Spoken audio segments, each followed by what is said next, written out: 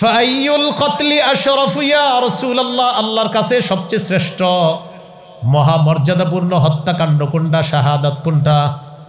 নবীজি বললেন, মান উহরিকা দামুহু ওয়া উকিরা জাওয়াদুহু, যেই মুজাহিদকে আল্লাহর রাস্তায় শহীদ করা হলো আর তার ঘোড়াটাকেও শহীদ করা হলো, এই মুজাহিদের শাহাদাত আল্লাহর কাছে শ্রেষ্ঠ শাহাদাত বলে গণ্য হয়ে যায়। তাহলে আমরা নতুন আলোচনায় চলে আসলাম, শাহাদাত বলেন কি? শাহাদাত। তাহলে জিহাদের ময়দান, জিহাদ আলোচনা করতে করতে আমরা চলে আসলাম শাহাদাত বা শহীদ হওয়া। এখন বলেন শহীদ হওয়ার নিয়ত আসেনি সবার? সবাই বলেন নিয়ত আছে? আচ্ছা, এই সিংহশ্রী এলাকার এক ব্যক্তি নিয়ত করছে সোহাগপুরের, আল্লাহ আমি তো সোহাগপুরের মানুষ, আপনি যদি কখনো সুযোগ করে দেন আমি শহীদ হব আল্লাহ, আমার পাক্কা নিয়ত, এরকম নিয়ত করছে। সহিহ মুসলিমের বর্ণনা 1909 নম্বর হাদিস, 1909 নম্বর হাদিস। قال رسول الله صلى الله عليه وسلم من سأل الله الشهادة بصدق بلغه الله منازل الشهداء وإن مات على فراشه। কোন ব্যক্তি দিল থেকে নিয়ত করেছে আল্লাহ আমি শহীদ হব, এই ব্যক্তি যদি সোহাগপুর থেকে নিয়ত করে আর সোহাগপুরের তার ঘরের বিছানায়ও মারা যায়, আল্লাহ তাআলা তাকে শহীদদের মর্যাদায় পৌঁছায় দিবেন। আম্মা বা'দু ফাআউযু বিল্লাহি মিনাশ শাইতানির রাজীম। বিসমিল্লাহির রহমানির রহিম। ইন্নাল্লাহা আশতারা মিনাল মুমিনিনা আনফুসাহুম ওয়া আমওয়ালাহুম বিআন্না লাহুমুল জান্নাহ ইউকাতিলুনা ফি সাবিলিল্লাহি ফায়াকতুলুনা ওয়া ইউকতালুন। وقال رسول الله صلى الله عليه وسلم لا تزال طائفة من أمتي يقاتلون على الحق ظاهرين على من ناوأهم حتى يقاتل آخر أمتي المسيح الدجال أو كما قال عليه الصلاة والسلام اللهم صل على محمد وعلى آل محمد كما صليت على إبراهيم وعلى آل إبراهيم إنك حميد مجيد اللهم بارك على محمد وعلى آل محمد كما باركت على إبراهيم وعلى آل إبراهيم إنك حميد مجيد اللهم إني أعوذ بك من شر لساني ومن شر سمعي ومن شر بصري ومن شر مني। খেদমতে কোরআন পরিষদ ও এলাকাবাসীর উদ্যোগে জামিয়া কোরবানিয়া তালিমিয়া মাদ্রাসা মসজিদ কমপ্লেক্সের উপলক্ষে 17তম বার্ষিক ওয়াজ দোয়ার মাহফিলের সভাপতি আলহাজ হজরত হাফেজ মাওলানা আব্দুল হামিদ, মহাপরিচালক জামিয়া কোরবানিয়া তালিমিয়া মাদ্রাসা সমূহ বাংলাদেশ, সহসভাপতি মাওলানা আব্দুল হাই, সাবেক খতিব সোহাগপুর বাজার কেন্দ্রীয় জামে মসজিদ, প্রধান অতিথি জনাব মোহাম্মদ সাখাওয়াত হোসেন ভুইয়া মনসুর, সভাপতি সিংহশ্রী ইউনিয়ন বিএনপি, সাবেক স্বর্ণপদক প্রাপ্ত চেয়ারম্যান 1 নং সিংহশ্রী ইউনিয়ন পরিষদ, গুরুত্বপূর্ণ আলোচনা করেছেন মাওলানা মোহাম্মদ ইসমাইল বুখারী কাশিয়ানী, হাফেজ কারি মাওলানা মুজাহিদুল ইসলাম দামাত বরকাতুহুমুল আলিয়া। বিশেষ মেহমান বৃন্দ, আমন্ত্রিত হজরত উলামায়ে কেরাম, উপস্থিত হজরত উলামায়ে কেরাম, মুসলমান ভাইরা, আল্লাহ তাআলা দরবারে শুকরিয়া আদায় করছি। আল্লাহ আমাদেরকে এই মাহফিলে উপস্থিত হওয়ার তৌফিক দান করেছেন বলি আলহামদুলিল্লাহ। সূরাতুত তাওবাহ 111 নম্বর আয়াতে কারিমা আপনাদের সামনে তেলাওয়াত করলাম। এই আয়াতে আল্লাহ তাআলা 5টি বিষয় আলোচনা করেছেন। প্রথমে আমরা এই 5টি বিষয় আপোষের মধ্যে বলা বলি করলে সহজ হবে। বলি ক্রেতা, বিক্রেতা, দ্রব্য, মূল্য, বাজার। ক্রেতা আল্লাহ, বিক্রেতা মুমিনগণ, দ্রব্য জানমাল, মূল্য জান্নাত, বাজার জিহাদের ময়দান। এই 5টি বিষয় আল্লাহ বলেছেন। আল্লাহ তাআলা বলেন, ইন্নাল্লাহা আশতারা, নিশ্চয়ই আল্লাহ ক্রয় করে নিয়েছেন, আল্লাহ হলেন ক্রেতা। মিনাল মুমিনিনা, মুমিনদের থেকে, মুমিনরা হলো বিক্রেতা। আনফুসাহুম ওয়া আমওয়ালাহুম, তাদের জান মাল, জান মাল হলো দ্রব্য। বিআন্না লাহুমুল জান্নাহ, এই জানমালের মূল্য আল্লাহ পরিশোধ করবে আল্লাহর দেওয়া জান্নাত দিয়ে। সুবহানাল্লাহ। ইউকাতিলুনা ফি সাবিলিল্লাহ ফায়াকতুলুনা ওয়া ইউকতালুন, তারা আল্লাহর রাস্তায় লড়াই করবে, কাফেরদেরকে হত্যা করবে, তাদেরকে শহীদ করা হবে। জিহাদের ময়দান এটা হলো সেই বাজার। তাহলে ক্রেতা আল্লাহ, বিক্রেতা মুমিনগণ, দ্রব্য জানমাল, মূল্য জান্নাত, বাজার হলো জিহাদের ময়দান। জিহাদের নিয়ত আছে সবার ইনশাআল্লাহ। আল্লাহ তৌফিক দান করুন। সূরাতুল হুজুরাতের 15 নম্বর আয়াত, 26 পারা 16 নম্বর পৃষ্ঠা। আল্লাহ তাআলা বলেন, ইন্নামাল মুমিনুনা আল্লাযীনা আমানু বিল্লাহি ওয়া রাসূলিহি সুম্মা লাম ইয়ারতাবু ওয়া জাহাদু বিআমওয়ালিহিম ওয়া আনফুসিহিম ফি সাবিলিল্লাহ।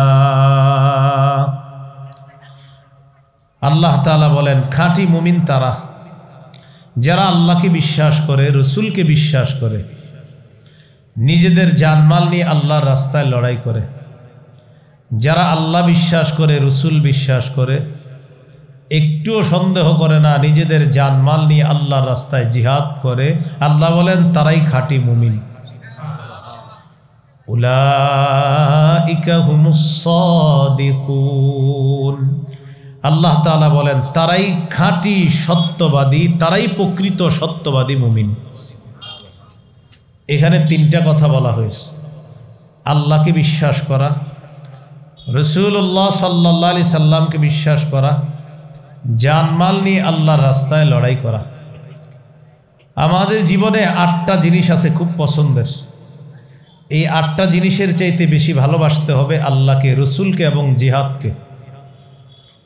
সূরাতুত তাওবার 24 নম্বর আয়াতে আল্লাহ তাআলা বলেন, কুল ইন কানা আবাউকুম ওয়া আবনাউকুম ওয়া ইখওয়ানুকুম ওয়া আজওয়াজুকুম ওয়া আশীরাতুকুম ওয়া আমওয়ালুন ইকতারাফতুমুহা ওয়া তিজারাতুন তাখশাউনা কাসাদাহা ومساكن ترضونها أحب إليكم من الله ورسوله وجهاد في سبيله فتربصوا حتى يأتي الله بأمره। আল্লাহ তাআলা বলেন, ইন কানা আবাউকুম, যদি তোমাদের মা বাবা, ওয়া আবনাউকুম, যদি তোমাদের সন্তান, ওয়া ইখওয়ানুকুম, যদি তোমাদের ভাই বোন, ওয়া আজওয়াজুকুম, যদি তোমাদের স্ত্রীগণ, ওয়া আশীরাতুকুম, যদি তোমাদের পরিবার, ওয়া আমওয়ালুন ইখতারাফতুমুহা, যদি তোমাদের সম্পদ, ওয়া তিজারাতুন তাখশাউনা কাসাদাহা, যদি তোমাদের ব্যবসা, ওয়া মাসাকিনু তারদাউনাহা, যদি তোমাদের প্রিয় বাসস্থান, এই 8টা জিনিস যদি আহাব্বা ইলাইকুম মিনাল্লাহ, আল্লাহর চেয়ে অধিক পছন্দের হয়, ওয়া রাসূলি, রসুলের চেয়ে বেশি পছন্দের হয়, ওয়া জিহাদিন ফি সাবিলি, এবং আল্লাহর রাস্তায় জিহাদের চেয়ে যদি বেশি পছন্দ হয় এই 8টা জিনিস, ফাতারাব্বাসু হাত্তা ইয়াতিয়াল্লাহু বিআমরি, তাহলে অপেক্ষা করো, আল্লাহ তোমাদের উপর গজব নিয়ে আসবে, এই গজব আনা পর্যন্ত অপেক্ষা করো। বলি নাউজুবিল্লাহ। আয়াত থেকে কি শিখলাম? বাবা মার চেয়ে, সন্তানের চেয়ে, ভাই বোনের চেয়ে, স্ত্রীর চেয়ে, পরিবারের চেয়ে, সম্পদের চেয়ে, ব্যবসার চেয়ে, প্রিয় বাসস্থানের চেয়ে আল্লাহকে, রসুলকে আর জিহাদকে বেশি ভালোবাসতে হবে। সূরাতুস সাফফি 11 নম্বর আয়াত, 28 পারা, 11 নম্বর পৃষ্ঠা, 10 থেকে 13 নম্বর আয়াত, 28 পারা 11 নম্বর পৃষ্ঠা, 10 থেকে 13 নম্বর আয়াত, সূরাতুস সাফফি।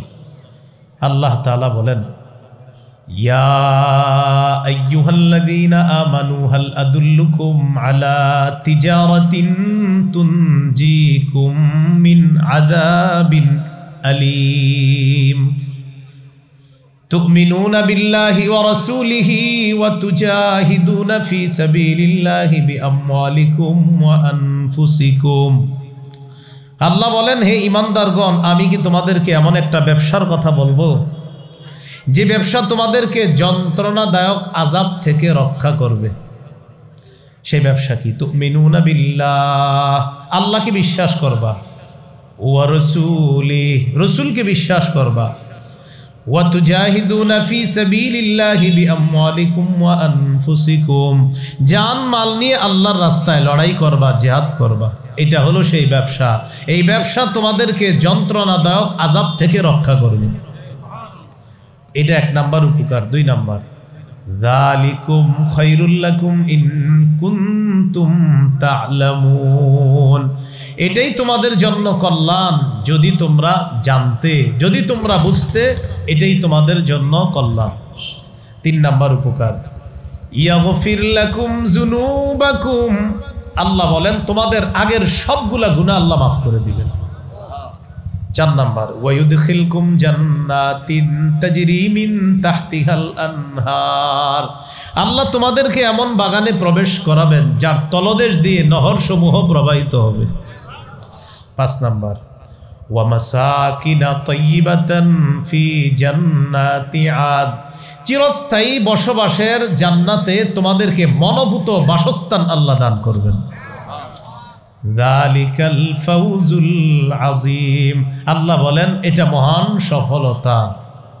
6 নাম্বার, ওয়া উখরা তুহিব্বুনাহা নাসরুম মিনাল্লাহি ওয়া ফাতহুন করিব, তোমাদের মনোভূত আরো নিয়ামত আল্লাহ দান করবেন, যেমন দুনিয়াতেই আল্লাহর পক্ষ থেকে সাহায্য আসবে এবং আসন্ন নিকটতম বিজয় আল্লাহ তোমাদেরকে দান করবেন। শেষে আল্লাহ বলেন, ওয়াবাশশিরিল মুমিনিন, নবী আপনি মুমিনদেরকে সুসংবাদ জানায়া দেন। তাহলে গুরুত্বপূর্ণ 3টি বিষয় বারবার ফুটে আসতেছে: আল্লাহকে বিশ্বাস করা, রসুলকে বিশ্বাস করা, আল্লাহর রাস্তায় লড়াই করা, জিহাদ করা। আল্লাহ আমাদেরকে এই 3টা অত্যন্ত সুন্দর এবং শ্রেষ্ঠ 3টা গুণ, এই গুণগুলো যেন আমরা অর্জন করতে পারি, আল্লাহ তৌফিক দান করেন। আবু দাউদের হাদিস 2504 নম্বর হাদিস, ক্বালা রাসূলুল্লাহি সাল্লাল্লাহু আলাইহি ওয়াসাল্লাম, জাহিদুল মুশরিকিনা বিআমওয়ালিকুম ওয়া আনফুসিকুম ওয়া আলসিনাতিকুম, নবীজি বলেন তোমরা মুশরিকদের বিরুদ্ধে লড়াই করো তোমাদের সম্পদ দিয়ে, তোমাদের জান দিয়ে এবং তোমাদের জবান দিয়ে। মুশরিকদের বিরুদ্ধে লড়াই করো সম্পদ দিয়ে, জান দিয়ে, জবান দিয়ে। কিছু মুশরিকের ভাবসাবে এমন মনে হচ্ছে ইদানিং কালে 90% বেশি মুসলমানের উপরে এই গুটি কিছু মুশরিকরা ভাবসাবে বুঝায় তারা আমাদের উপর আধিপত্য বিস্তার করতে চায়। এরকম একটা ভাবসাব বুঝাইতেছে। রাসূলুল্লাহ সাল্লাল্লাহু আলাইহি সাল্লাম বলেন, এদের বিরুদ্ধে লড়াই করবা, সম্পদ দিয়ে লড়াই করবা, জান দিয়ে লড়াই করবা, আর তোমাদের জবান দিয়ে তোমরা লড়াই করবা।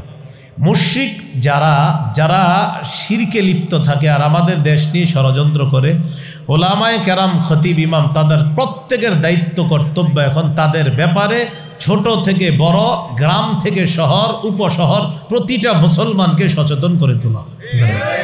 এটা দায়িত্ব কর্তব্য। তাহলে জিহাদের নিয়ত আছে তো ইনশাআল্লাহ। বাকি আমরা জিহাদ কখন করব? আমাদের দেশের বিজ্ঞ মুফতি সাহেব যারা, তারা ফতোয়া দিবে, তারপর ইনশাল্লাহ আমরা এই মানসিকতা এখন থেকে রাখতে হবে যে কখনো যদি আল্লাহ সুযোগ আসে আমি সবার আগে জিহাদে যাব ইনশাআল্লাহ। যদি নিয়ত না থাকে জিহাদের তাহলে কিন্তু সমস্যা আছে। সহিহ মুসলিমের বর্ণনা 1910 নম্বর হাদিস, قال رسول الله صلى الله عليه وسلم من مات ولم يغزو ولم يحدث به نفسه مات على شعبة من النفاق। কোন মুসলমান মারা গেল আর জিহাদ করলো না, অথবা জিহাদের সংকল্প করলো না, সে মুনাফিকি মৃত্যুবরণ করলো। বলি নাউজুবিল্লাহ। কি মৃত্যুবরণ করলো? মুনাফিকি মৃত্যুবরণ করলো। এই জন্য জিহাদের নিয়ত সকলের রাখতে হবে। আবু দাউদের হাদিস 2484 নম্বর হাদিস, 2484। قال رسول الله صلى الله عليه وسلم لا تزال طائفة من أمتي يقاتلون على الحق ظاهرين على من ناوأهم। রাসূলুল্লাহ সাল্লাল্লাহু আলাইহি সাল্লাম বলেন, আমার উম্মতের একটা দল সদা সর্বদা হকের পক্ষে লড়াই করবে, বাতিল তাদের বিরুদ্ধে যারা থাকবে ওই বাতিলদের মোকাবেলায় আমার উম্মতের হক দলটাকে আল্লাহ চূড়ান্ত বিজয় দান করবে। হাত্তা ইউকাতিলা আখিরু উম্মতি আল মাসিহ আদ-দাজ্জাল। লড়াই চলতে চলতে আমার উম্মতের সর্বশেষ দলটা দাজ্জালের বিরুদ্ধে লড়াই করবে, আর তাদেরকেও আল্লাহ তাআলা দাজ্জালের বিরুদ্ধে বিজয় দান করবেন। আবু দাউদের হাদিস 2532 নম্বর হাদিস, 2532। قال رسول الله صلى الله عليه وسلم ثلاثة من أصل الإيمان। নবীজি বলেন ঈমানের মূল বিষয় হলো তিনটি। সবাই শিখি, কয়টি? বলেন, ঈমানের মূল বিষয় কয়টি? এক নম্বর, আল কাফু আম্মান ক্বালা লা ইলাহা ইল্লাল্লাহ। যে ব্যক্তি বলে লা ইলাহা ইল্লাল্লাহ, তাকে কথার কষ্ট দেওয়া যাবে না, কর্মের কষ্ট দেওয়া যাবে না। এক নম্বর ঈমানের মূল বিষয়, যে বলে লা ইলাহা ইল্লাল্লাহ তাকে কথার কষ্ট দেওয়া যাবে না, কর্মের কষ্ট দেওয়া যাবে না। দুই নম্বর, ওয়ালা নুকাফিরুহু বিযামবিন। যে ব্যক্তি বলে লা ইলাহা ইল্লাল্লাহ তাকে সামান্য কোনো গুনাহের কারণে আমরা কাফের বলবো না। লা ইলাহা ইল্লাল্লাহ বলে তো এই ব্যক্তির একটা গুনাহ হয়ে গেছে, আপনি মুখের উপরে বলে দিলেন তুই কাফের, এরকম আমরা বলবো না। এটা বলবে কারা? উলামায়ে কেরাম, ফতোয়া বিভাগে গবেষণা করে তারা বলবে এই গুনাহে মানুষ কাফের হয় কিনা। আপনি মুখের উপরে কথায় কথায় কাফের মেরা দিয়েন না। এটা দুই নাম্বার। তিন নাম্বার, ওয়ালা নুখরিজুহু মিনাল ইসলামি বিআমাল। কোন মুসলমানের একটা আমল দেখলাম আর তাকে আমরা ইসলাম থেকে বের করে দিলাম, এমনটা করব না। একটা আমল দেখে বলে দিলাম আপনি ইসলাম থেকে বের হয়ে গেছেন, এমনটা আমরা বলবো না। তাহলে ঈমানের মূল বিষয় কয়টা প্রিয় ভাইয়ারা? তিনটা। এক নাম্বার, যে বলে লা ইলাহা ইল্লাল্লাহ তাকে কথা দিয়ে কষ্ট দেওয়া যাবে না, কর্ম দিয়েও কষ্ট দেওয়া যাবে না। কথার কষ্টটা এটা ভুলেও দিয়েন না। যেমন আমি এখানে আসার পর মাদ্রাসার মুদ্দামি সাহেব বসতে বলছিল, উনি হয়তো রাগ করছে, আমি বসি নেই ভিতরে, আমি পাশে বসেছিলাম। আমি বসি না আসলে নিজের সেলফ ডিফেন্স বলতে পারেন। আমি কোথাও বসলে আমার দ্বারা গীবত হতে পারে, এই জন্য আমি মজলিস এড়ায় চলি খুব।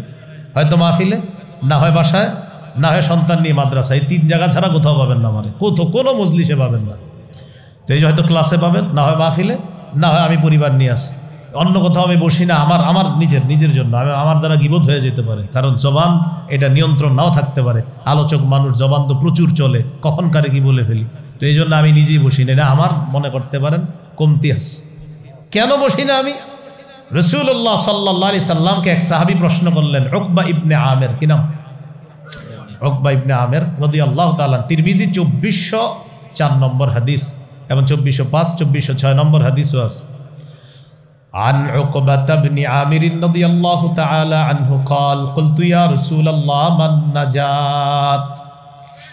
উকবা ইবনে আমের রাদিয়াল্লাহু তাআলা আনহু বলেন, আমি বললাম ইয়া রাসূলুল্লাহ মান নাজাত, মুক্তির উপায় কি আপনার কাছে জানতে চাই। হুজুর মুক্তির উপায় কয়টা? নবীজি বললেন মুক্তির উপায় মৌলিকভাবে তিনটা। বলেন মুক্তির উপায় কয়টা?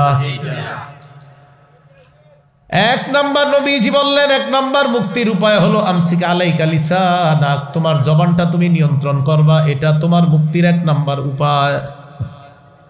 দুই নাম্বার ওয়ালিয়াসাকা বাইতুকা, তোমার ঘর যেন তোমার জন্য প্রশস্ত হয়। এর মানে কাজ শেষ ঘরে ফিরে আসো, কোথাও আড্ডা বাসিতে বসবা না, তোমার ঘর যেন তোমার জন্য সংকুলান হয়, ঘর যেন তোমার জন্য প্রশস্ত হয়ে যায়, ঘরে যেন তোমার সময়গুলা দেখতে পারো, দিতে পারো। ধর্মীয় কাজে আছেন বাহিরে থাকেন, ব্যবসায় আছেন থাকেন, কর্মস্থলে আছেন থাকেন, কাজ শেষ বাসায় চলে আসেন। ওয়ালিয়াসাকা বাইতুকা, আপনার ঘর যেন আপনার জন্য প্রশস্ত হয়, তাল গাছের নিচে গিয়ে যেন অন্য কারোর সাথে মোবাইলে কথা না বলেন, ঘরের ভিতরেই সময়টা কাটাবেন। এটা দুই নাম্বার। তিন নাম্বার রবকি আলা খতিআতিক, তোমার গুনাহের জন্য তুমি প্রচুর কান্নাকাটি করবা। এই তিনটা মুক্তির উপায় বললেন। এক নাম্বার জবান নিয়ন্ত্রণ করবা, দুই নাম্বার তোমার ঘর যেন তোমার জন্য প্রশস্ত হয়, তিন নাম্বার গুনাহের উপর তুমি কান্নাকাটি করবা। তাহলে মনে আসেনি ইমানের মূল বিষয় কয়টা?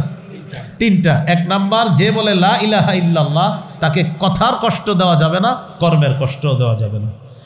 দুই নাম্বার ওয়ালা নুকাফিরুহু বিযামবিন, যে ব্যক্তি বলে লা ইলাহা ইল্লাল্লাহ তাকে কোনো গুনাহের কারণে কাফের বলবো না। তিন নাম্বার ওয়ালা নুখরিজুহু মিনাল ইসলামি বিআমাল, কোনো কর্মের কারণে কোনো মুসলমানকে ইসলাম থেকে আমরা বের করে দিব না।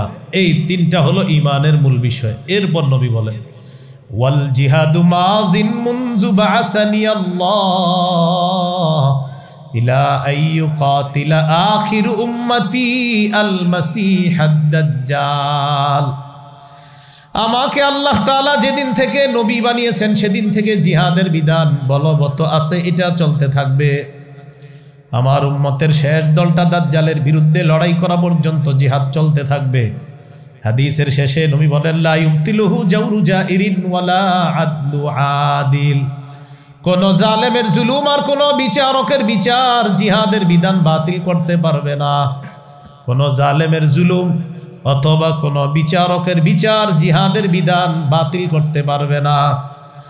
কোন দেশের বিচারপতি যদি রায় দেয় এই দেশে জিহাদ নিষিদ্ধ, মুসলমানদের দায়িত্ব কর্তব্য হবে বিচারককে পাল্টা বলা তুমি নিষিদ্ধ। বিচারক যদি বলে জিহাদ নিষিদ্ধ, বলতে হবে আপনি নিষিদ্ধ, কারণ নবীজি বলে দিয়েছেন বিচারকের রায়ে জিহাদ নিষিদ্ধ হবে না। কোনো জালেমের জুলুম জিহাদকে নিষিদ্ধ করতে পারবে না। এই জন্য কোনো বিচারক যদি কখনো বলেও ফেলে যে এখানে জিহাদ করা যাবে না, জিহাদ নিষিদ্ধ, এই নিষিদ্ধ শব্দটা বলার কোনো অধিকার নাই, পাল্টা বলতে হবে আপনি নিষিদ্ধ, কারণ জিহাদ এটা পবিত্র বিধান, এটা নিষিদ্ধ করার অধিকার পৃথিবীর কোনো মানুষের নাই। আপনারা ঠিক বললেও ঠিক, না বললেও ঠিক, আর নবীজি বলে দিছে তো। মানে এটা যদি কেউ বলে যে হুজুর আমি কিচ্ছু করবো না, আপনি না কইলেও ঠিক, কারণ নবীজি বলে দিয়েছে, এটা কোনো বিচারকের রায় এটাকে বাতিল করতে পারবে না। আল্লাহ আমাদেরকে বুঝার তৌফিক দান করেন। তাহলে জিহাদের নিয়ত আছে তো সবার ইনশাআল্লাহ? মনে আসেনি আলোচনা করতে গিয়ে শুরু হয়েছে বিক্রেতাকে আল্লাহ, বিক্রেতা মুমিনগণ, দ্রব্য জানমাল, মূল্য জান্নাত, বাজার জিহাদের ময়দান, ওই জিহাদের ময়দানে আছি আমরা, জিহাদ নিয়ে আসি। তিরমিজির বর্ণনা 1655 নম্বর হাদিস। عن أبي هريرة رضي الله تعالى عنه قال قال رسول الله صلى الله عليه وسلم ثلاث حق على الله عونهم, তিন ব্যক্তিকে সাহায্য করা আল্লাহ তাআলা নিজের উপর ওয়াজিব করে নেয়। তিন ব্যক্তিকে সাহায্য করা আল্লাহ নিজের উপর ওয়াজিব করে নেয়। এক নম্বর আল মুজাহিদু ফি সাবিলিল্লাহ, যে মুজাহিদ আল্লাহর রাস্তায় জিহাদ করে তাকে সাহায্য করা আল্লাহ নিজের উপর ওয়াজিব করে নেন। 2 নাম্বার আল মুকাতাবুল্লাযী ইউরিদুল আদা, চুক্তিকৃত গোলাম। মনিবের সাথে চুক্তি করছে এই পরিমাণ টাকা দিলে মনিব তাকে আজাদ করে দিবে। এই গোলামকে গোলামির জিনজির থেকে আবদ্ধ করার জন্য, মুক্ত করার জন্য আল্লাহ তাআলা তাকে সাহায্য করা নিজের উপর ওয়াজিব করে নেন। 3 নম্বর ওয়ান্নাকিহুল্লাযী ইউরিদুল আফাফা, ওই ব্যক্তি, যে ব্যক্তি বিয়ের মাধ্যমে নিজেকে পুত পবিত্র করতে চায় তাকে সাহায্য করা আল্লাহ নিজের উপর ওয়াজিব করে নেন। বিয়ের মাধ্যমে নিজেকে পবিত্র করবে তাকে সাহায্য করা আল্লাহ নিজের উপর ওয়াজিব করে নেন। এখন আমরা যারা বিয়ে করব পবিত্র হব কি? পবিত্র হওয়ার আগে যা শুরু হয়, কন্যাকে দেখতে গেছেন, আলহামদুলিল্লাহ, ভালো কথা। ছেলে পক্ষের 14 গোষ্ঠী নারী যারা আছে সবাই যাক, সমস্যা নেই, কথার কথা। কিন্তু বিয়ের আগে ওই মেয়েটাকে আপনার বাবা মানে মেয়ের হুবো শ্বশুর যিনি, তিনি তাকে দেখা হারাম। বলেন, তিনি তাকে দেখা কি হারাম? কিন্তু দেখা যাচ্ছে ছেলের বাবা ছেলের যে বিবি হবে অর্থাৎ পুত্রবধূকে বিয়ের আগে দেখতে যায়, এটা দেখা সম্পূর্ণ হারাম। বলেন, সম্পূর্ণ কি হারাম? এই একটা হারাম। দ্বিতীয় আরেকটা হারাম আছে, মোটামুটি আলোচনা চলছে বিয়ে শাদীর, কন্যা পক্ষ ছেলে পক্ষকে ফোন দিছে, কিছু বললেন না তো আপনারা? ছেলে পক্ষে জানায়, ছেলের দুলাভাই আমেরিকা থাকে, দুলাভাই মেয়ের ছবি দেখবে, দেখার পর হ্যাঁ অথবা না বলবে, কারণ বিয়েটা দুলাভাই করবে, এজন্য দুলাভাই হ্যাঁ অথবা না বলবে। হ্যাঁ, এই জাতীয় বেহায়া আর নির্লজ্জ মার্কা কিছু মানুষও আপনি সমাজে পাবেন। যে বিয়ে করবে সে পছন্দ করলো কিনা এটা ব্যাপার না, বন্ধুদেরকে বলে তোরা দেখ, তোদের যদি পছন্দ হয় আমি বিয়ে করব, কারণ আল্লাহ জানে। আল্লাহ আমাদেরকে হেফাজত করেন। ভাই, নির্লজ্জতা সমাজের মধ্যে ছড়িয়ে দিব না আমরা, বুঝে আসছে তো সবার? তো যাই হোক, আমাদের আলোচ্য বিষয় বিয়ে না, আলোচ্য বিষয় জিহাদ। মুজাহিদকে সাহায্য করা আল্লাহ তাআলা নিজের উপর ওয়াজিব করে দেয়। সহিহ বুখারীর বর্ণনা 3123 নম্বর হাদিস। এই হাদিসের বর্ণনাকারী আবু হুরায়রা রাদিয়াল্লাহু তাআলা তিনি বলেন, عن أبي هريرة رضي الله تعالى عنه قال قال رسول الله صلى الله عليه وسلم تكفل الله لمن جاهد في سبيل الله لا يخرجه إلا الجهاد في سبيله وتصديق كلماته بأن يدخله الجنة أو يرجعه في مسكنه الذي خرج منه ما نال من أجر أو غنيمة। এই হাদিসটি একটু বুঝেন। এক ব্যক্তি জিহাদে বের হয়েছে, আল্লাহর রাস্তায় জিহাদে গেছে, তার উদ্দেশ্য শুধুমাত্র আল্লাহকে খুশি করার জন্যই জিহাদ করা, এই নিয়তেই গেছে। এই নিয়তে যদি কেউ জিহাদে যায়, আল্লাহ দায়িত্ব নিয়ে নেয় তাকে শহীদ করে হয়তো জান্নাতি দিবেন, অথবা গাজী বানিয়ে প্রচুর গনিমতের মাল সহ তার বাসায় আল্লাহ তাকে ফিরায় দিবেন। এখান থেকে একটা বিষয় জানলাম, জিহাদ হতে হবে একমাত্র কার জন্য? নাসাইর একটা হাদিস শুনেন, নাসাই শরীফের বর্ণনা 3140 নম্বর হাদিস। রাসূলুল্লাহ সাল্লাল্লাহু আলাইহি সাল্লামকে এক ব্যক্তি প্রশ্ন করলেন, আরাআইতা রাজুলান গাজা ফি সাবিলিল্লাহি ইয়ালতামিসুল আজরা ওয়াদ যিকরা ফামা লাহু ইয়া রাসূলুল্লাহ। নবীকে প্রশ্ন করলেন, ইয়া রাসূলুল্লাহ, এক ব্যক্তি আল্লাহর রাস্তায় লড়াই করেছে, তার উদ্দেশ্য হলো দুইটা। 1 নাম্বার আল্লাহর কাছ থেকে সওয়াব কামাই করা, 2 নাম্বার মানুষ তাকে বাহবা দিবে আর বলবে বজ মুজাহিদ, অনেক বিখ্যাত মুজাহিদ, এই কারণে সে লড়াই করছে। 2 নিয়তে লড়াই করছে, আল্লাহ তাকে প্রতিদান দিবে আর মানুষ তাকে বড় মুজাহিদ বলবে, এই 2 নিয়তে সে লড়াই করছে। ফামা লাহু ইয়া রাসূলুল্লাহ, হুজুর সে কি সওয়াব পাবে, কি প্রতিদান পাবে? فقال رسول الله صلى الله عليه وسلم لا شيء له, সে কিছুই পাবে না। আ'আদাহা সালাসা মাররাত, প্রশ্নটা নবীকে 3 বার করলেন, আল্লাহ নবী 3 বার জবাব দিলেন, লা শাইআ লাহু, লা শাইআ লাহু, লা শাইআ লা, সে কিছুই পাবে না, সে কিছুই পাবে না, সে কিছুই পাবে না। হাদিসের শেষে নবী বলেন, ইন্নাল্লাহা লা ইয়াকবালু মিনাল আমালি ইল্লা মা কানা লাহু খালিসা, আল্লাহ বান্দার কোনো আমল ততক্ষণ কবুল করেন না যতক্ষণ আমলটা ইখলাসের সাথে না হবে।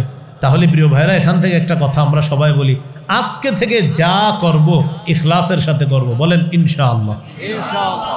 তাহলে দুটি বাংলা ছোট্ট করে আমার সাথে একটু আপনারা বলেন খাঁটি, বিশুদ্ধ। আল্লাহর জন্য আমল করলে সে আমলকে খাঁটি আমল বলে। রাসূলুল্লাহ সাল্লাল্লাহু আলাইহি ওয়াসাল্লামের বলেন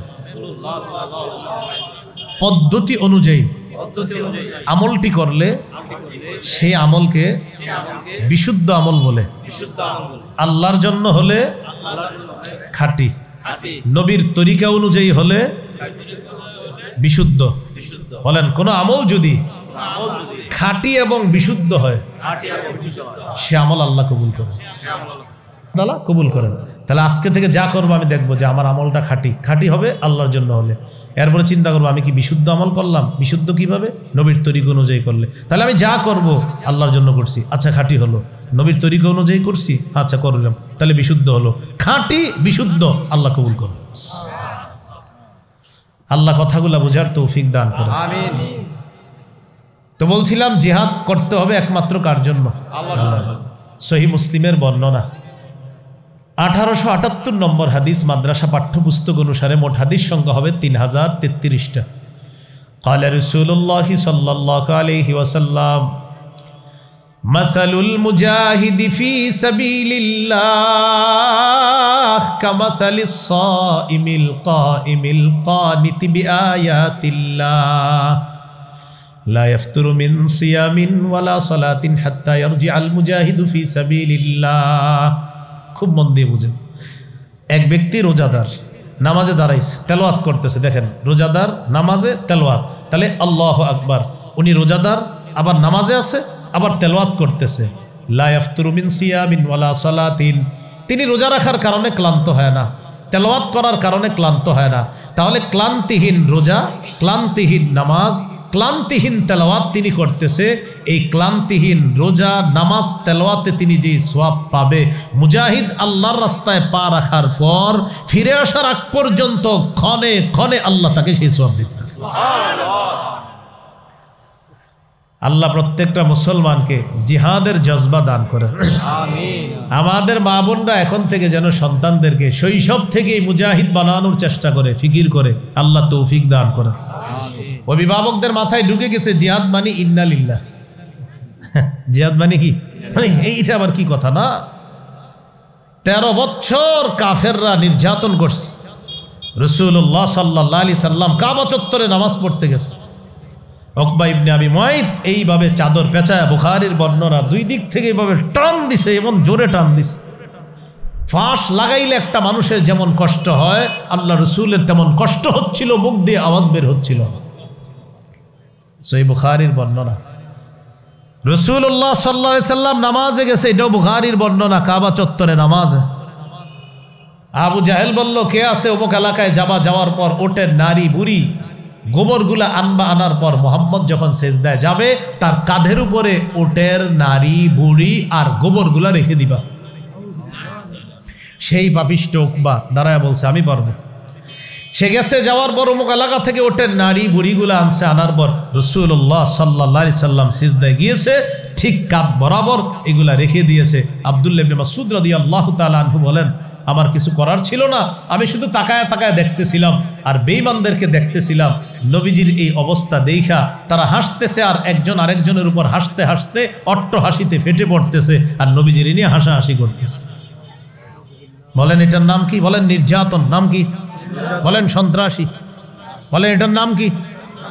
এরকম সন্ত্রাসী চলছে 13 বছর। কয় বছর? 13 বছর। সুশীলরা কখনো দেখবেন আমার নবীর এই 13 বছরের ইতিহাসটা বলে না। সুশীলরা মানে যারা স্বঘোষিত সুশীল, এরাই 13 বছর না বইলে কি বলে, 10 বছরের জীবনীতে বলে, নবী যদি রহমতের নবী হয় তিনি অস্ত্র নিয়ে কিভাবে জেহাদে গেলেন? আপনি বলবেন, প্রিয় সুশীল ভাইয়া, আগের 13 বছরটা একটু বলেন, বললে আপনার মাস্তুতো ভাইদের চেহারাটাও ফুটে উঠবে। এই জন্যই 13 বছর বলে না। ওলামা হযরত এখানে আছেন অনেকে, মিম্বর থেকে আপনারা 13 বছরটা এমনভাবে আলোচনা করবেন মিম্বরে, পাবলিকের মাথায় আপনার ঢুকাতে হবে যে আমার নবীকে, নবীর সাহাবীদেরকে কি পরিমাণ নির্যাতন করেছে 13 বছর, এটা সবার মাথায় ঢুকিয়ে পরের 10 বছরের আলোচনা শুরু করবেন।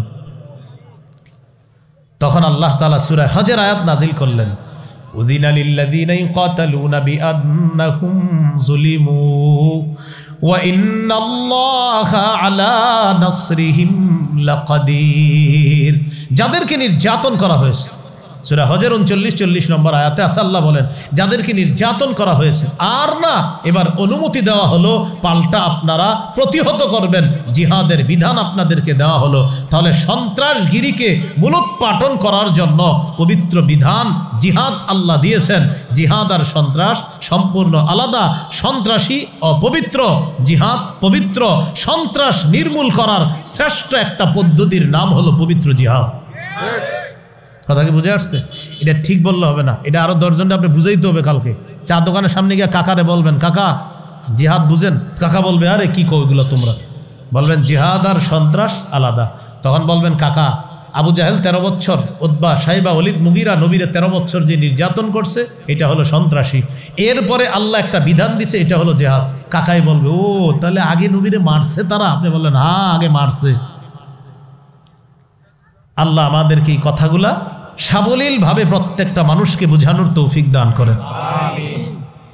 তো রাসূলুল্লাহ সাল্লাল্লাহু আলাইহি সাল্লামকে জিজ্ঞাসা করা হলো, আবু দাউদের হাদিস 1449 নম্বর হাদিস। এই হাদিসের বর্ণনাকারী সাহাবীর নাম আব্দুল্লাহ ইবনে হুবশিগিল খাতআমি রাদিয়াল্লাহু তাআলা। তিনি বলেন, আন্না রাসূলুল্লাহ সাল্লাল্লাহু আলাইহি ওয়াসাল্লাম সুইলা আইয়ুল আমালি আফজালু ইয়া রাসূলুল্লাহ। নবীজিকে জিজ্ঞাসা করা হলো আল্লাহর কাছে সবচেয়ে শ্রেষ্ঠ আমল কোনটি? فقال رسول الله صلى الله عليه وسلم طول القيام, লম্বা সময় নামাজে দাঁড়িয়ে থাকা আল্লাহর কাছে শ্রেষ্ঠ আমল। সুবহানাল্লাহ। এই জন্য যোহর নামাজের আগে 4 রাকাত সুন্নত 2 মিনিটে প্যাকেজ কমপ্লিট করে ফেলবেন। মসজিদে ঢুকার পর দেখে আর জামাতের আছে 2 মিনিট, আল্লাহু আকবার, সে আপনাদের দেখায় দিবে যে 2 মিনিটে 4 রাকাত কিভাবে পড়া যায়। তুমি দেখো, আমার নাম অমুক, পারলে তুমি দেখাও। এরকম করবো আমরা? এই জিনাটা শুধু বললেন না, দিল থেকে বলেন, আসলে করবেন? এ আমার আপনার পাশে লোকেরা এরকম করতেছে। আল্লাহু আকবার। কিভাবে 2 মিনিটে দেখবেন আপনি কমপ্লিট পুরো প্যাকেজ 4 রাকাত পড়া, এরপর আবার তাসবিহও পড়বে। সুবহানাল্লাহ। নবীজিকে প্রশ্ন করা হলো আল্লাহর কাছে শ্রেষ্ঠ আমল কোনটি? নবী বললেন তুলুল কিয়াম, লম্বা সময় নামাজে দাঁড়িয়ে থাকা। শীতকাল চলতেছে, একটু চেষ্টা করবেন রাতের বেলা উঠে আল্লাহর দরবারে একটু হাজিরা দেওয়ার জন্য। সহিহুত তারগীবের বর্ণনা 630 নম্বর হাদিসে আছে, রাজুলুন কামা ফি লাইলাতিন বারিদাতিন মিন ফিরাশি ওয়া লিহাফিহি ওয়া দিসারিহি ফাকামা সুম্মা তাওয়াদ্দা সুম্মা কামা ইলাস সালাহ। এক ব্যক্তি শীতকালে ল্যাপ কম্বল বিছানা ছেড়ে উঠছে, ওঠার পর ওযু করছে, ওযু করার পর নামাজে দাঁড়িয়েছে, আল্লাহ তাকে দেখে হাসতে থাকে। দেখো করে কি, শীতের রাতেও করতেছে কি? ফেরেশতাদেরকে বলে, ও ফেরেশতারা, আমার এই বান্দা কেন দাঁড়িয়েছে আল্লাহ তো জানে। আল্লাহ একটা সাক্ষী রাখার জন্য বলতেছে, মা হামালা আব্দি হাদা আলা মা সানা। আচ্ছা, আমার বান্দা এই শীতের রাতে নামাজে কেন দাঁড়িয়েছে? ফেরেশতারা একটু বলো তো। ফেরেশতারা জবাব দেয়, রাজা মা ইনদাকা ওয়া শাফকাতাম মিম্মা ইনদাক। আল্লাহ আপনার কাছ থেকে সওয়াবের আশায় আর আপনার আযাবের ভয়ে নামাজে দাঁড়িয়েছে। আল্লাহ তাআলা বলেন, আতাইতুহু মা রাজা, সে যে আশায় দাঁড়িয়েছে তোমরা সাক্ষী থাকো, আমি তাকে দিয়ে দিলাম। সুবহানাল্লাহ। ওয়া আম্মানতুহু মিম্মা ইয়াখাফ, সে যেই ভয়ে দাঁড়িয়েছে সাক্ষী থাকো, ভয় থেকে নিরাপত্তা দান করলাম। পড়বেন নি একটু নামাজ? ইনশাআল্লাহ। কারো সুন্দরী বিবি আছে আর নরম বিছানা আছে। মাজমাউজ জাওয়াদ 2 নম্বর খণ্ড 258 নম্বর পৃষ্ঠা, দেখেন কি আছে এখানে। ওয়াল্লাযী লাহু ইমরাআতুন হাসানাতুন ওয়া ফিরাশুন লাইয়িন, একজনের সুন্দরী বিবি আছে, নরম বিছানা আছে। রাত 3টা-4টায় ঘুম ভাঙার পর দেখি স্ত্রী ঘুমায়, আশেপাশের রুমগুলাতে বাচ্চারা ঘুমায়, পুরা কাপাসিয়াবাসী ঘুমায়, সিংহশ্রী এলাকার সব, সিংহশ্রী তো নাকি, এলাকার সবগুলা মানুষ ঘুমাইতেছে। তিনি চিন্তা করলেন তখন সবাই ঘুমায়, স্ত্রী ঘুমায়, আমার আল্লাহ তো ঘুমান না। ঘুমানো আল্লাহর জন্য শোভা পায় না। লা তাখুযুহু সিনাতু ওয়ালা নাওম, তন্দ্রা নিদ্রা তাকে স্পর্শ করে না। ইবনে মাজার হাদিস, ইন্নাল্লাহা লা ইয়ানাম ওয়ালা ইয়ানবাগি লাহু আইয়ানামা। আল্লাহ ঘুমান না, ঘুমানো আল্লাহর জন্য শোভাও পায় না। বাস ওযু করে নামাজে দাঁড়িয়ে গেছে, পাশে স্ত্রী আছে, নরম বিছানা আছে, সবাই ঘুমাইতেছে। আল্লাহ তাআলা এই ব্যক্তিকে দেখে ইউহিব্বু, ভালোবাসে, ওয়ায়াদহাকু, হাসে, ওয়ায়াস্তাবশিরু, খুশি হয়ে যায়, ভালোবাসে, খুশি হয়, তাকে দেখে হাসতে থাকে। সুবহানাল্লাহ। তো নামাজে কি একটু দাঁড়ানো যাবে ইনশাআল্লাহ? ইনশাআল্লাহ। তো প্রশ্ন করলেন, হুজুর কোন আমল শ্রেষ্ঠ? নবী বললেন তুলুল কিয়াম, লম্বা সময় নামাজে দাঁড়িয়ে থাকা। কিলা ফাইয়ুস সাদাকাতি আফজালু ইয়া রাসূলুল্লাহ, কোন সদকা আল্লাহর কাছে সবচেয়ে শ্রেষ্ঠ? নবীজি বললেন জাহদুল মুকিল্লি, যেই ব্যক্তি পরিশ্রম করে, করার পর কষ্টার্জিত উপার্জন থেকে সামান্য সদকা করে, দান করে, এই সদকা আল্লাহর কাছে শ্রেষ্ঠ সদকা বলে গণ্য হয়ে যায়। বেতন পাইছেন, পাওয়ার পর প্রকৃত হকদারদের কাউকে আপনি, মানে প্রকৃত যারা দান সৎকার হকদার, তাদেরকে আপনি দান করলেন। এই যে আপনি দান করলেন, এটা আল্লাহর কাছে শ্রেষ্ঠ দান বলে গণ্য হয়ে যায়। কিলা ফাইয়ুল হিজরাতি আফজালু ইয়া রাসূলুল্লাহ, হুজুর আল্লাহর কাছে সবচেয়ে শ্রেষ্ঠ হিজরত কোনটি? নবীজি বললেন আল্লাহর কাছে শ্রেষ্ঠ হিজরত হলো মান হাজারা মা হারামাল্লাহু আলাইহি, আল্লাহ যা হারাম করেছেন এই হারাম থেকে বেঁচে থাকা, এটা আল্লাহর কাছে সবচেয়ে শ্রেষ্ঠ হিজরত বলে গণ্য হয়। কিলা ফাইয়ুল জিহাদি আফজালু ইয়া রাসূলুল্লাহ, আল্লাহর কাছে সবচেয়ে শ্রেষ্ঠ জিহাদ কোনটি? নবীজি বললেন মান জাহাদাল মুশরিকিনা বিমালিহি ওয়া নাফসিহি, যে ব্যক্তি নিজের জান মাল নিয়ে আল্লাহর রাস্তায় লড়াই করে, এই জিহাদ আল্লাহর কাছে সর্বশ্রেষ্ঠ জিহাদ বলে গণ্য হয়ে যায়। এখানে একটা বিষয়, নারীদের জন্য সর্বোত্তম জিহাদ কোনটা? সহিহ বুখারীর বর্ণনা 1520 নম্বর হাদিস। আন আয়েশা উম্মুল মুমিনিন রাদিয়াল্লাহু তাআলা আনহা কুলতু ইয়া রাসূলুল্লাহ, ইয়া রাসূলুল্লাহ নারাল আমালা নারাল জিহাদ আফজালাল আমালি ইয়া রাসূলুল্লাহ আফালা নুজাহিদ। আম্মাজান বললেন ইয়া রাসূলুল্লাহ, আমরা দেখি জিহাদ হলো শ্রেষ্ঠ আমল, আমরা নারীরা কি জিহাদ করব না? নবীজি বললেন লা, না তোমরা সশস্ত্র জিহাদ করবা না। তাহলে হুজুর আমরা ফজিলত দরকার নাই? নবীজি বললেন তোমাদের জিহাদ হলো হাজ্জুন মাবরুরুন, হজ করবা, এই হজ তোমাদের জন্য সর্বোত্তম জিহাদ হয়ে যায়। নারীদের জিহাদ সর্বোত্তম জিহাদ হলো হজ করা। নারীদের সর্বোত্তম জিহাদ কোনটা ভাই? হজ করা। আল্লাহ কথাগুলা মনে রাখার তৌফিক দান করেন। হাদিস কিন্তু এটা শেষ হয়নি। কোনটা? ওই যে আবু দাউদের 1449। সর্বশেষ প্রশ্ন, ফাইয়ুল কতলি আশরাফু ইয়া রাসূলুল্লাহ, আল্লাহর কাছে সবচেয়ে শ্রেষ্ঠ মহামর্যাদাপূর্ণ হত্যাকাণ্ড কোনটা, শাহাদাত কোনটা? নবীজি বললেন মান উহরিকা দামুহু ওয়া উকিরা জাওয়াদুহু, যেই মুজাহিদকে আল্লাহর রাস্তায় শহীদ করা হলো আর তার ঘোড়াটাকেও শহীদ করা হলো, এই মুজাহিদের শাহাদাত আল্লাহর কাছে শ্রেষ্ঠ শাহাদাত বলে গণ্য হয়ে যায়। তাহলে আমরা নতুন আলোচনায় চলে আসলাম, শাহাদাত বলেন কি? শাহাদাত। তাহলে জিহাদের ময়দান, জিহাদ আলোচনা করতে করতে আমরা চলে আসলাম শাহাদাত বা শহীদ হওয়া। এখন বলেন শহীদ হওয়ার নিয়ত আসেনি সবার? সবাই বলেন নিয়ত আছে? আচ্ছা, এই সিংহশ্রী এলাকার এক ব্যক্তি নিয়ত করছে সোহাগপুরের, আল্লাহ আমি তো সোহাগপুরের মানুষ, আপনি যদি কখনো সুযোগ করে দেন আমি শহীদ হব, আল্লাহ আমার পাক্কা নিয়ত, এরকম নিয়ত করছে। সহিহ মুসলিমের বর্ণনা 1909 নম্বর হাদিস, 1909 নম্বর হাদিস। قال رسول الله صلى الله عليه وسلم من سأل الله الشهادة بصدق بلغه الله منازل الشهداء وإن مات على فراشه। কোন ব্যক্তি দিল থেকে নিয়ত করেছে আল্লাহ আমি শহীদ হব, এই ব্যক্তি যদি সোহাগপুর থেকে নিয়ত করে আর সোহাগপুরের তার ঘরের বিছানায়ও মারা যায়, আল্লাহ তাআলা তাকে শহীদদের মর্যাদায় পৌঁছায় দিবেন। তাহলে শহীদ হওয়ার নিয়ত আছে ইনশাআল্লাহ। তিরমিজির হাদিস 1656 নম্বর হাদিস। عن أبي هريرة رضي الله تعالى عنه قال قال رسول الله صلى الله عليه وسلم لا يكلم أحد في سبيل الله والله أعلم بمن يكلم في سبيله إلا جاء يوم القيامة واللون لون الدم والريح ريح المسك। এক ব্যক্তি আল্লাহর রাস্তায় গেছে, যাওয়ার পর তার আঘাত লাগছে শরীরে। এই যে আঘাত লাগলো, সে আঘাত প্রাপ্ত হলো, কিয়ামতের ময়দানে এমন অবস্থায় উঠবে, তার রং হবে রক্তের রং, আর শরীর থেকে মেশক আম্বরের ঘ্রাণ বের হবে। তিরমিজির 1661 নম্বর হাদিস। قال رسول الله صلى الله عليه وسلم ما من أحد من أهل الجنة يسره أن يرجع إلى الدنيا غير الشهيد। আপনি একটু তাড়াতাড়ি যান ভাই, এই গাড়ির নাম কি নসিমন? আচ্ছা টমটম ভাই, একটু তাড়াতাড়ি যান। আচ্ছা, জান্নাতে যারা থাকবে তাদের কেউ দুনিয়াতে আসতে চাইবে না, কিন্তু শহীদ দুনিয়াতে বারবার আসতে চাইবে। সুবহানাল্লাহ। ভাই আবার বলছি, জান্নাতের কেউ দুনিয়াতে আসতে চাইবে না, শহীদ বারবার দুনিয়াতে আসতে চাইবে।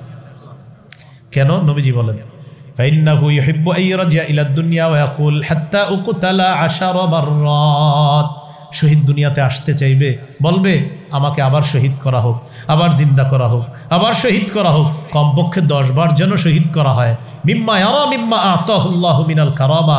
শহীদের যে পুরস্কার তিনি পেয়েছেন, নবী বলেন এই পুরস্কার পাওয়ার কারণে তার মন চাইবে আমি আবার দুনিয়াতে যাব, আবার শহীদ হব, আবার যাব, আবার শহীদ হব, বারবার আমি শহীদের পুরস্কার আল্লাহর কাছ থেকে নিতে চাই।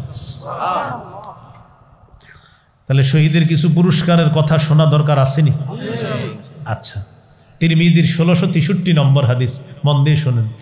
قال رسول الله صلى الله عليه وسلم للشهيد عند الله 6 خصال। আল্লাহর কাছে শহীদের 6টা পুরস্কার আছে স্পেশাল। কয়টা?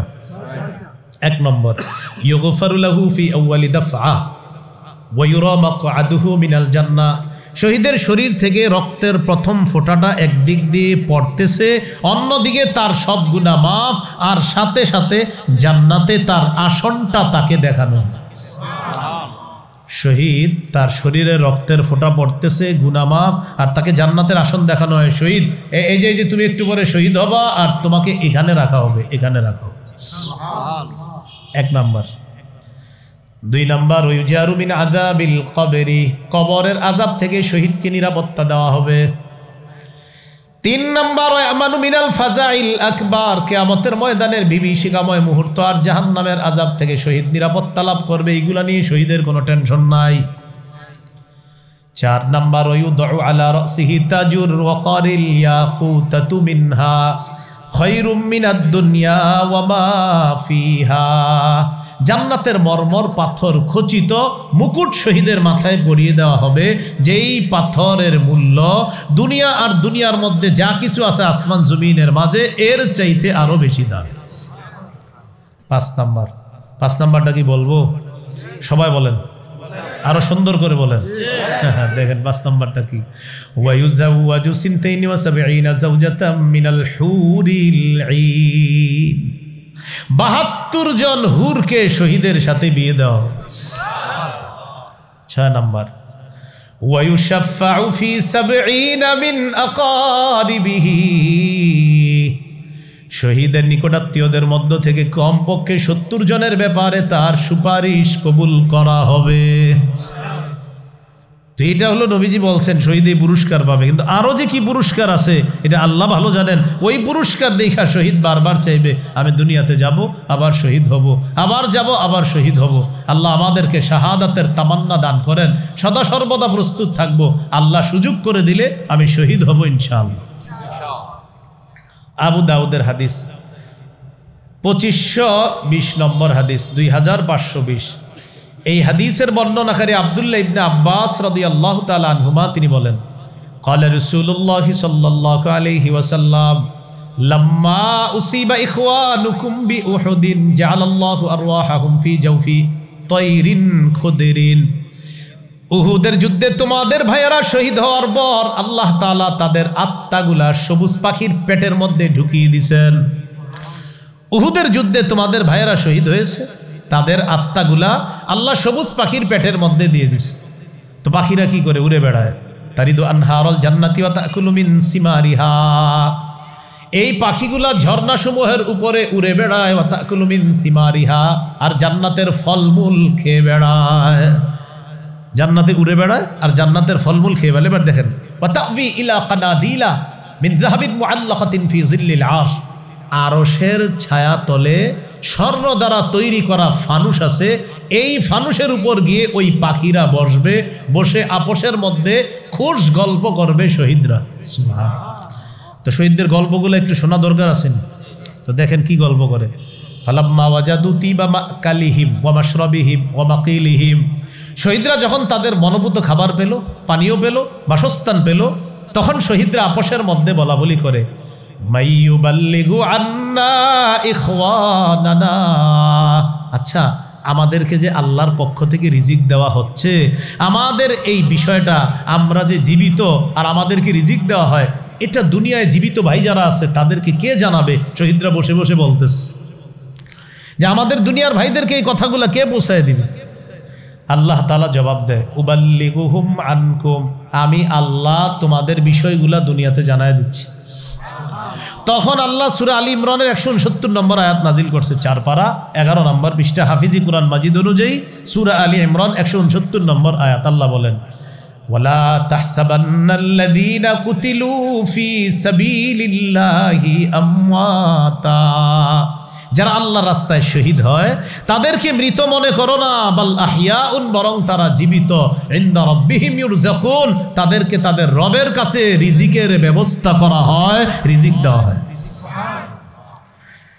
ফারিহিনা বিমা আতাহুমুল্লাহু মিন ফাদলি, আল্লাহ তাদেরকে যে অনুগ্রহ দান করেছেন এটা নিয়ে শহীদরা উল্লাসিত, শহীদরা আনন্দিত। ওয়াস্তাবশিরুনা বিল্লাযীনা লাম ইয়ালহাকু বিহিম মিন খালফিহিম আল্লা খাউফুন আলাইহিম ওয়ালা হুম ইয়াহজানুন, শহীদরা আনন্দ উল্লাস করে এই ভেবে এখনো তাদের সাথে দুনিয়ার যারা মিলিত হয় নাই তাদেরকে নিয়ে তারা গর্ববোধ করে যে দুনিয়ায় আমাদের জীবিত ভাই যারা আছে তারা শহীদ হবে আর আমাদের মতো এরকম নিয়ামত পাবে, তাদের কোনো ভয় নাই, তাদের কোনো চিন্তা নাই। আমাদেরকে নিয়ে শহীদরা গর্ববোধ করে যে আমাদের মতো যারা শহীদ হবে আমাদের ভাইয়ারা, তাদের কোনো ভয় নাই, তাদের কোনো চিন্তা নাই। এটা নিয়ে তারা আনন্দ উল্লাস করতে থাকে, তারা গর্ব করতে থাকে। তাহলে শহীদ হওয়ার নিয়ত আছে ইনশাআল্লাহ। তাহলে গেল জিহাদের ময়দান, জিহাদ, শহীদ। এখন একটা আমির দরকার। কি দরকার? আরে বলেন সবাই, আরো জোরে বলেন। এবার আমার সাথে বলেন, আল্লাহ বাংলাদেশে এমন একজন শাসক দেন, যে শাসক দেশ পরিচালনা করবে, পাশাপাশি বাতিলদের বিরুদ্ধে জিহাদেরও নেতৃত্ব দিবে, এমন একজন শাসক চাই। তাহলে দোয়া করতে পারবেন ইনশাআল্লাহ। বলেন সূরা হজ 41 নম্বর আয়াত। তো সূরা হজের 41 নম্বর আয়াতে শাসকের গুণাবলী কি হবে আল্লাহ বলছেন, খুব মন দিয়ে শুনেন। এই 4 গুণ সম্পন্ন শাসক আল্লাহর কাছে আমরা চাইব। আল্লাহ তাআলা বলেন, আল্লাযীনা ইম্মাক্কান্নাহুম ফিল আরদি আকামুস সালাহ ওয়া আতাউয যাকাতা ওয়া আমারু বিল মা'রুফি ওয়া নাহাউ আনিল মুনকার। আমি যাদেরকে শাসন ক্ষমতায় বসাই, দুনিয়ার শাসন ক্ষমতায় বসাই, তাদের 1 নাম্বার কাজ হলো আকামুস সালাহ, রাষ্ট্রীয়ভাবে নামাজ কায়েম করবে। রাষ্ট্রীয়ভাবে কি কায়েম করবে? নামাজ কায়েম করবে। আজকে কি সবাই আশার নামাজ পড়ছে? পড়ে নাই? পড়ছে সবাই? না, পড়ে নাই। রাষ্ট্রীয়ভাবে নামাজ কায়েম করবে। 2 নাম্বার ওয়া আতাউয যাকাত, রাষ্ট্রীয়ভাবে যাকাতের বিধান চালু করবে আর সুদ মুক্ত রাষ্ট্র করবে। অর্থনীতিতে যখন যাকাতের গুরুত্ব বাড়বে, সুদ অটোমেটিক বলবে যাকাত তুমি ভালো থাকো, আমি বিদায় নিই। কিন্তু যাকাতের বিধান চালু করবে রাষ্ট্রীয়ভাবে। 3 নাম্বার ওয়া আমারু বিল মা'রুফ, সৎ কাজের আদেশ করবে। 4 নাম্বার ওয়া নাহাউ আনিল মুনকার, অসৎ কাজ থেকে নিষেধ করবে। এই 4 গুণওয়ালা একজন শাসক আল্লাহর কাছে চাই। এখন আমরা দ্বিতীয় দোয়াটা করব। বলেন, আল্লাহ বাংলাদেশে শরিয়া আইন দেখতে চাই। শরিয়া আইন চায় না তারা, বলেন সবাই, সবাই বলেন, শরিয়া আইন চায় না তারা কোনো না কোনো অপরাধে, অপরাধী যারা। আবার বলেন, শরিয়া আইন চায় না তারা কোনো না কোনো অপরাধে, অপরাধী যারা। চোর শরিয়া আইন চাইবে না। কেন চাইবে না? কারণ হাত কাটা যাবে। ধর্ষক শরিয়া আইন চাইবে না, তাকে পাথর মেরে হত্যা করা হবে অথবা তাকে দৌড়া মারা হবে। নাটক সিনেমা যারা করে তারা শরিয়া আইন চাইবে না। যদি শরিয়া আইন তৈরি হয়, কায়েম হয়, তখন তারা কোনো নারীর শরীরে অবৈধভাবে স্পর্শ করতে পারবে না। যত অপরাধী আছে সমস্ত অপরাধীদের পথে বাধা হলো শরিয়া আইন। যারা মাদকদ্রব্য চোরাচালান করে, যারা মাদকদ্রব্যের সাথে জড়িত আছে, তারা মাদকদ্রব্য আর এটা আমদানি রপ্তানি করতে পারবে না।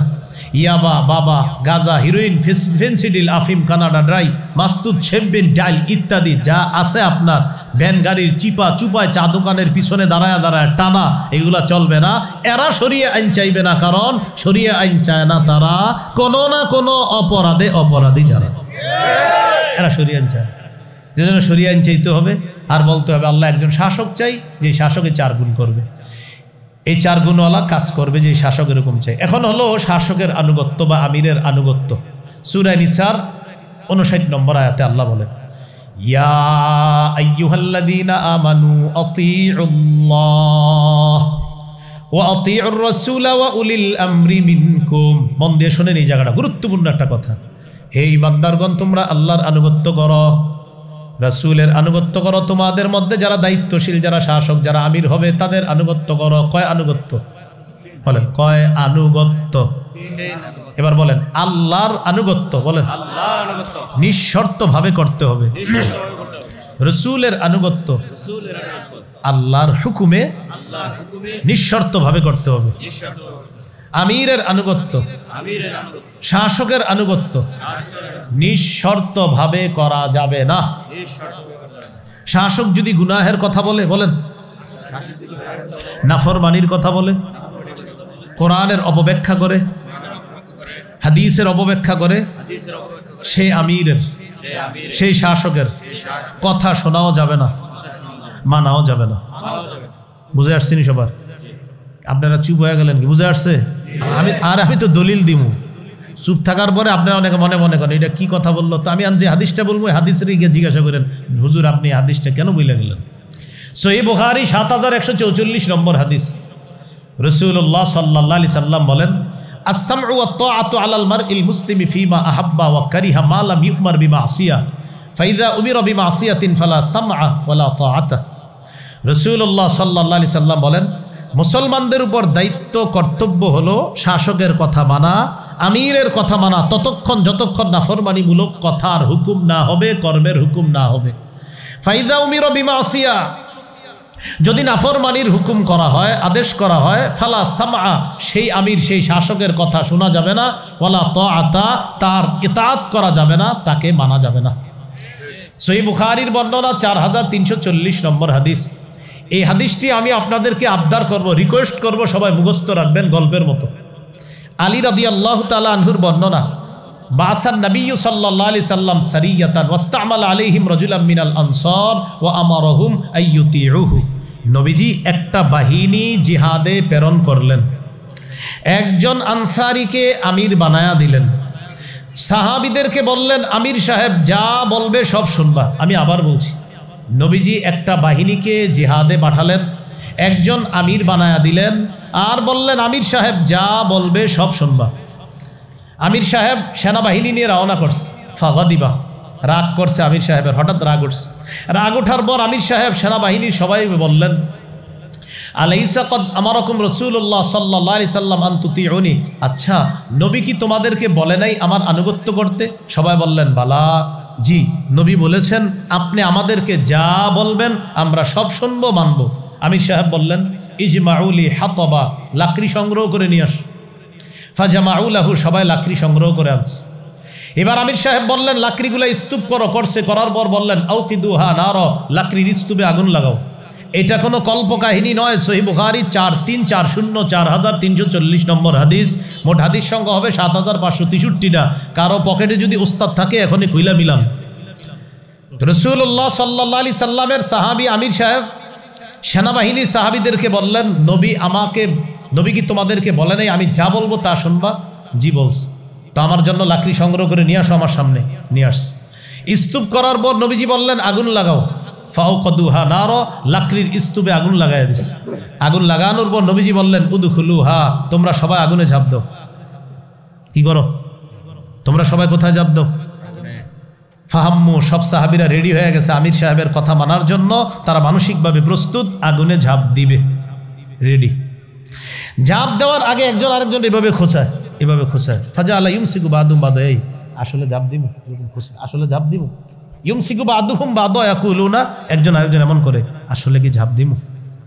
কেন? ফারারনা মিনান নার ইলা রাসূলিল্লাহ সাল্লাল্লাহু আলাইহি সাল্লাম। আরে আমরা তো আগুন থেকে বাঁচার জন্য রাসূলুল্লাহ সাল্লাল্লাহু আলাইহি সাল্লামের কাছে আসছি, সেই নবী আমাদেরকে আগুনে ঝাঁপ দেওয়ার হুকুম মানতে বলবে, এটা কেমন জানি লাগতেছে, আসলে ঝাঁপ দিমু? তো ঝাঁপ দিবে কি দিবে না, আমিরের কথা মানবে কি মানবে না, এই করতে করতে হাত্তা খামাদাতিন নার, আগুন নিভে গেছে। সুবহানাল্লাহ। সাকানা গদবুহু, আমির সাহেবের রাগও ঠান্ডা হয়ে গেছে। এরকম যদি একটা রাগ ঠান্ডার কথা শুনতাম, আমরাও বলতাম আলহামদুলিল্লাহ। 10 বছর ধরে রাগটা ঠান্ডা হইল না। তো যাই হোক, আমির সাহেবের রাগ ঠান্ডা হয়ে গেছে। ঘটনাটা রাসূল সাল্লাল্লাহু আলাইহি সাল্লামের কাছে গেছে। হুজুর, এরকম আমির সাহেব হুকুম করছিলেন তাদেরকে আগুনে ঝাঁপ দেওয়ার জন্য। নবীজি বললেন, তারপর? তারা তো রেডি হয়েছিল ঝাঁপ দিতে, তারপর? ঝাঁপ দেয় নাই। দিবে কি দিবে না এই টেনশন করতে করতে আর দেয় না। নবীজি বললেন, লাউ দাখালুহা মা খারাজু মিনহা ইলা ইয়াউমিল কিয়ামা, আমিরের কথা শুই না তারা যদি সত্যি আগুনে ঝাঁপ দিত, কিয়ামত পর্যন্ত আগুন থেকে বের হতে পারত না। হাদিসের শেষে নবী বললেন, ইন্নামাত তাআতু ফিল মারুফ, আমিরের কথা মানতে বলেছি ঠিক, আমিরের শুধু ন্যায়সঙ্গত কথাগুলা মানবা। আমির নাফরমানিমূলক কথা বললে তার কথা শোনা যাবে না, তার কথা মানা যাবে না। আমির যদি কোরআন সুন্নাহের অপব্যাখ্যা করে, আলেমরা যদি সেই অপব্যাখ্যা ধরিয়ে দেয়, ভাই 2-4 জন আলেম ভুল করতে পারে, লাখ লাখ আলেম ভুল করতে পারে না।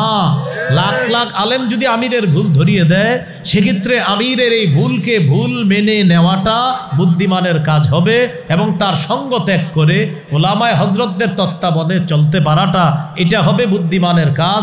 আলেমদের কথাকে উপেক্ষা করা হবে হতভাগা হওয়ার লক্ষণ। এই জন্য সবাইকে বলবো, আল্লাহর হস্তে মেহেরবানি করে ওলামায়ে কেরামের কথা মানার চেষ্টা করবেন। ওলামায়ে কেরাম নবীর ওয়ারিস হিসাবে আপনাদের কাছে কোনটা পথভ্রষ্টতার রাস্তা আর কোনটা হেদায়েতের রাস্তা, কোনটা গোমরাহির রাস্তা, এটা স্পষ্ট করে দেয় আলেমরা। এই জন্য আপনারা তাদের কথাগুলা গ্রহণ করবেন। এই জন্য আমরা আলেমদের কথায় সাড়া দিয়ে আগামী, বলেন সবাই, আগামী 31 জানুয়ারি, 1-2 ফেব্রুয়ারি টঙ্গীর মাঠে উপস্থিত হব ইনশাআল্লাহ। কে মনে থাকবে ইনশাআল্লাহ? আল্লাহ তাআলা তৌফিক দান করেন। 4টি আলোচনা হলো, দেখি আপনারা মন দিয়ে বলবেন, ক্রেতা কে? আল্লাহ। বিক্রেতা মুমিনগণ। দ্রব্য, জানমাল, মূল্য, জান্নাত, বাজার, জিহাদের ময়দান, এইগুলো 1 নম্বর আলোচনা। 2 জিহাদ, জিহাদের নিয়ত আসেনি সবার? 3 শহীদ হওয়ার নিয়ত আছে তো সবার ইনশাআল্লাহ? 4 নাম্বার, জিহাদের ময়দানে একজন নেতার দরকার, এই নেতৃত্বের যে 4 গুণাবলী হবে, এমন একজন শাসক আল্লাহর কাছে চাইব, যে শাসক 4টা কাজ করবে, এমন একজন শাসক আল্লাহর কাছ থেকে আমরা চেয়ে নিব। আল্লাহ তৌফিক দান করেন। সর্বশেষ মাশাআল্লাহ এখানে ইসলামী মাইন্ডের অনেকে আছে, সবার প্রতি আবদার থাকবে। এখানে মনে হয় বিএনপির একজন উনিও ভাষণ দিচ্ছেন, তার প্রতি আবদার থাকবে, আমরা ভবিষ্যতে যেই দলেরই প্রধান, এই প্রধানদেরকে আমরা পুরুষ ভাবার চেষ্টা করি, আপাতত আর নারী ভাবার চেষ্টা না করাই ভালো। এই জন্য আমরা সবাই পুরুষদেরকে ভাবার চেষ্টা করি। রাসূলুল্লাহ সাল্লাল্লাহু আলাইহি সাল্লাম বলেছেন, লা ইউফলিহা কওমুন ওয়াল্লাহু আমরাহুম ইমরাআ, ওই জাতি কিছুতেই সফল হবে না যেই জাতি তাদের নেতৃত্বে কোনো নারীকে বসায়া দেয়, সেই জাতি কখনো সফল হবে না। সর্বশেষ কথা, সামনে যারা আছেন 2 হাত তোলেন, সামনে সামনে, আপনারা মঞ্চে না, শুধু প্যান্ডেলের নিচে 2 হাত তোলেন, আপনারাও টান টান করে তোলেন। এতক্ষণ আলোচনায় কি কিছু শিখতে পারছি আমরা 2 দল মিলে? বলেন আলহামদুলিল্লাহ। সবাই কি কিছু শিখতে পারছি বলেন? তাহলে শিখতে যেহেতু পারছি, এই জন্য আপনাদের প্রতি একটা আবদার, সর্বশেষ একটা আমল দিব। আমলটা করবেন নি? এইভাবে বলেন, করবো ইনশাআল্লাহ। সবাই বলেন, করবো ইনশাআল্লাহ। আমি ওঠার পরে একজনও উঠবেন না। হ্যাঁ, তুলে রাখেন। হ্যাঁ, কেউ উঠবেন না, মুসাফা করবেন না। ওই সভাপতি সাহেব আলোচনা করবে, দোয়া করবে, এরপর আপনারা এখান থেকে যাবেন এসে। আর কেউ, আমরা একটু হাত তুলে রাখি মসজিদের জন্য, এইখান থেকে 2-1 জন যাবে আপনাদের কাছে, আমরা কেউ উঠবো না, হাতগুলো এইভাবে রাখি, যাওয়ার পরে মসজিদের জন্য আমরা একটু দান করি। ভাই 2-4 জন একটু চলে যায়, স্বেচ্ছায় কয়েকজন আমরা পিছন থেকে 2-3 জন যুবক ভাই রুমাল নিয়ে পিছন থেকে আমরা একটু ভিতরে আসি, আর এদিক থেকে আমরা 2-4 জন যাই। আমরা কেউ উঠবো না, মাঠ থেকে উঠবো না, ঠিক আছে? এবার হাত নামান। হ্যাঁ আল্লাহ, আমি যাওয়ার পর যারা যারা বসে থাকবে তাদের সাথে আপনি জান্নাতে দেখা করায় দিন। আমিন। দোয়াটা শুনছেন নি পুরাটা? আল্লাহ আমি যাওয়ার পরেও যারা বসে থাকবে সভাপতি সাহেবের মুনাজাতে অংশগ্রহণ করবে তাদের সাথে আপনি জান্নাতে দেখা করায় দিন। উনিটা কিন্তু আপনার মাথায় রেখেন পুরো বাংলাটা। হ্যাঁ হ্যাঁ হ্যাঁ জি জি হ্যাঁ যে আমরা কি উঠবো না ইনশাল্লাহ ইনশাল্লাহ। আলহামদুলিল্লাহ আমরা যার যার সামর্থ্য অনুযায়ী সবাই যারা যাচ্ছে তাদের ভিতরে আমরা টাকা দিয়ে কেউ যদি মঞ্চে দিতে চান সকল মাদ্রাসা মঞ্চে আসে নিয়ে আসতে পারি। আর যারা আছেন মঞ্চে অনেক অতিথিবৃন্দ রয়েছে।